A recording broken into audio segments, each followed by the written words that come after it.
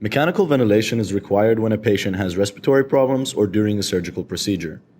Endotracheal intubation is vastly used in the medical world.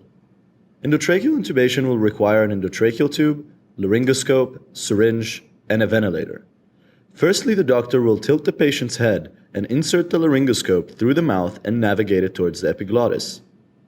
Using the blade of the laryngoscope, the doctor will push up on the epiglottis by pulling back on the laryngoscope, ultimately exposing the larynx.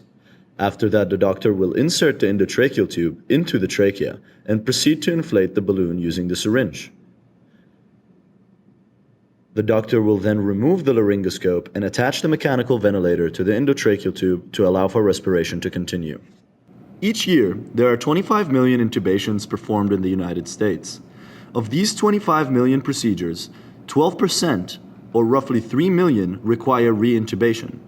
Having the patient intubated for several hours might cause fluid buildup behind the endotracheal tube itself, which will limit the gaseous exchange via the mechanical ventilation. The doctor then must exchange the current endotracheal tube with a new one. This process has to be quick and seamless to allow for the least amount of time without ventilation until the endotracheal tube is re-intubated. The biggest hurdle in this process is sustaining an open airway while the tube is out of the trachea. The EndoXchanger solves all the preceding problems by facilitating the exchange in a seamless and effortless manner. The EndoXchanger's ergonomic design incorporates a 140-degree radius of curvature, a beveled tip for ease of entry into the trachea, a Murphy's eye design to allow for gaseous exchange in circumstances when blockage occurs, and an articulated mouthpiece that allows the doctor to grasp the EndoXchanger comfortably.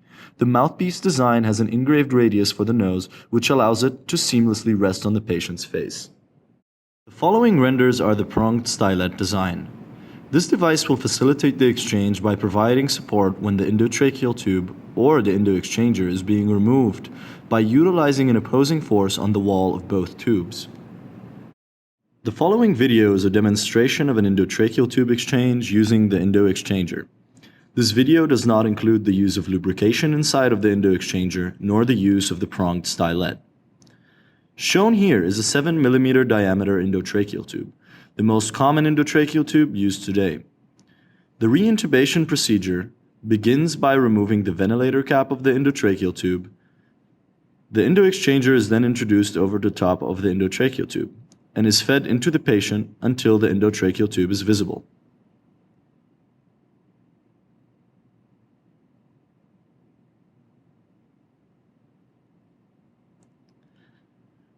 The endotracheal tube is then removed from the patient, while the EndoXchanger remains in place, keeping the pathway open.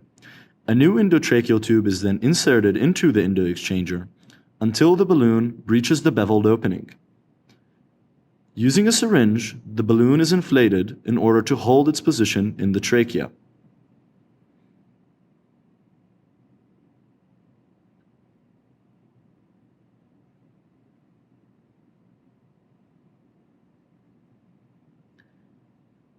The EndoXchanger is then removed from the patient and the ventilator cap is attached to the new endotracheal tube.